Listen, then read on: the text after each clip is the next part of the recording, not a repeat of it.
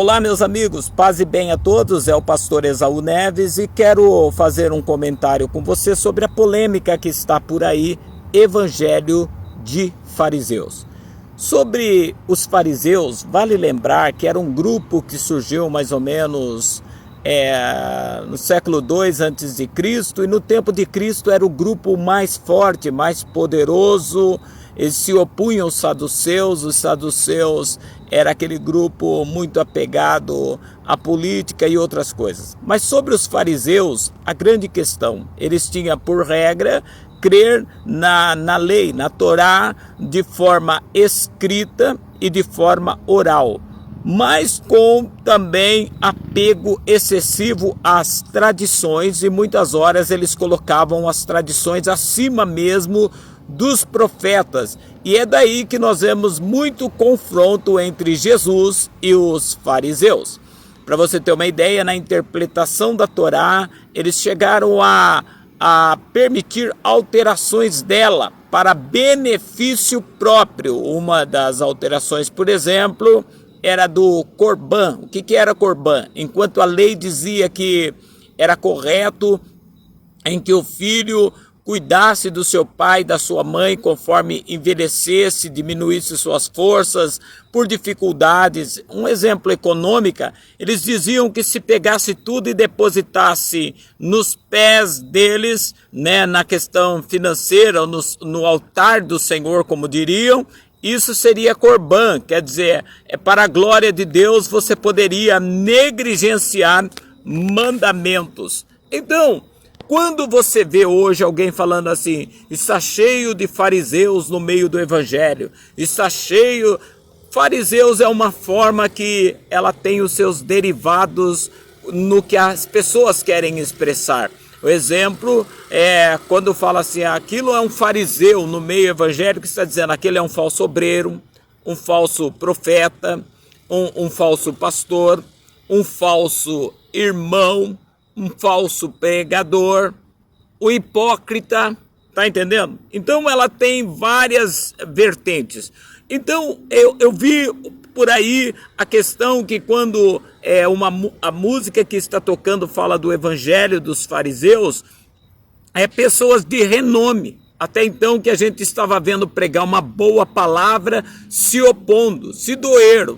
Por quê? Porque tudo está relacionado à fama e ao cachê.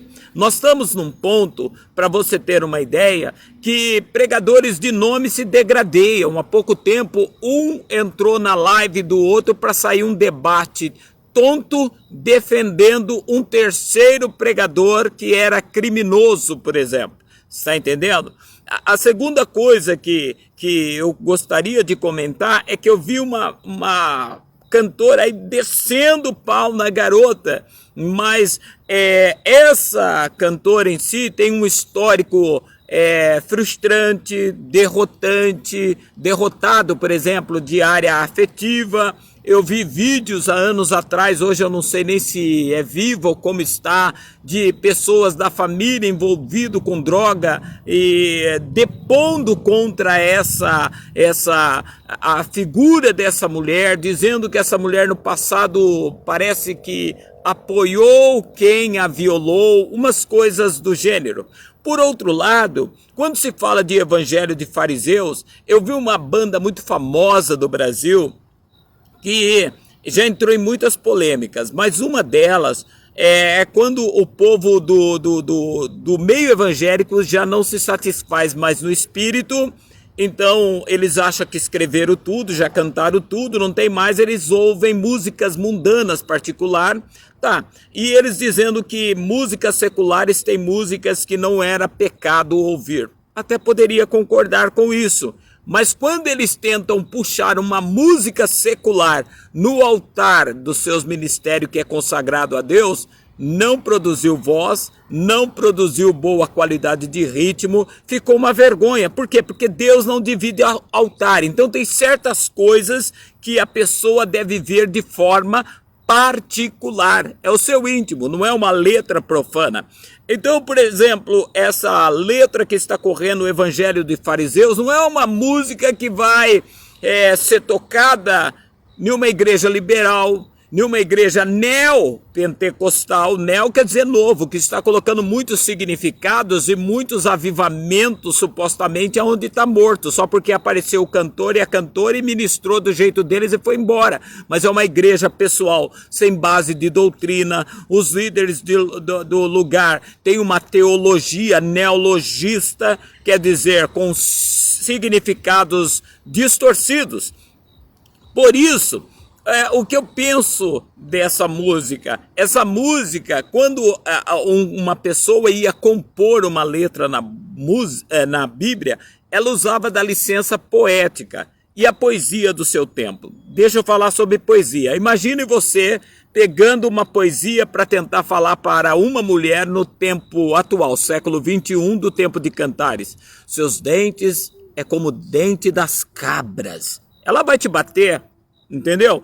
Mas dentro a poesia, ela move o poeta dentro de uma visão de vida. E posso te falar uma coisa? Eu já trabalhei muito com teatro amadores, cheguei a ganhar um prêmio significativo em um determinado tempo por interpretação do Navio Negreiro de Castro Alves. O que acontece? Eu observo que o poeta, ele sempre é restrito. Ele tem mais ou menos, deixa eu fazer uma comparação, um instinto meio isolado como o do profeta. É só você olhar um poeta de romances. Ele vai falar da alegria, ele vai falar do amor, ele vai falar disso. Mas sempre você vai ver que ele vai estar andando por um lugar que as pessoas, muitas horas que se amam, não andam. A mesma coisa o profeta. O profeta, para ser profeta de Deus, ele tinha que se enquadrar na lei. Ele ia fazer interpretação e usar recursos interpretativos da sua época, mas ele tinha que estar enquadrado na lei. Porém, ele ia falar uma coisa, que fosse por pecado ou a maneira dele expor, que o próprio povo da sua época iria rejeitá-lo. Primeiro, porque a palavra era de Deus. Segundo, porque cobrava deles o que eles não queriam dar, né? E terceiro, pecado.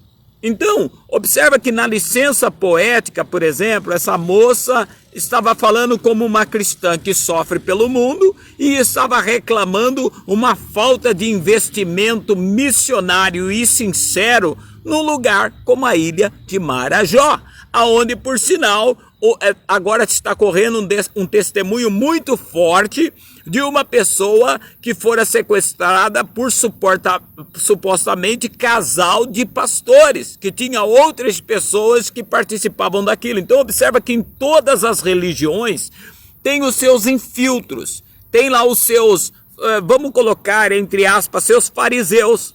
E as religiões no Brasil foram abaladas. O grande congresso de missões, que era sonho do Brasil, foi abalado. Hoje tem vários.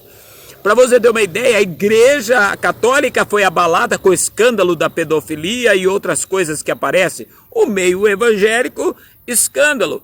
Escândalo no meio da política, escândalo em tantas coisas. Então, quando se fala do evangelho de fariseus, cada um escolhe os seus na letra, poeticamente. Ela ainda usou um termo bíblico, porque Paulo fala que no final dos tempos os homens procurariam mestre conforme as suas concupiscências. Por exemplo, ali aceita o dízimo do traficante. O traficante desviado, ele vai lá e dizima. Eu já vi essa história. Você entendeu? Há muita coisa, mas o importante é se entender que Deus é santo e quem é de Deus santifique-se. Deus abençoe vocês. Fuja do evangelho dos fariseus, que Deus te abençoe.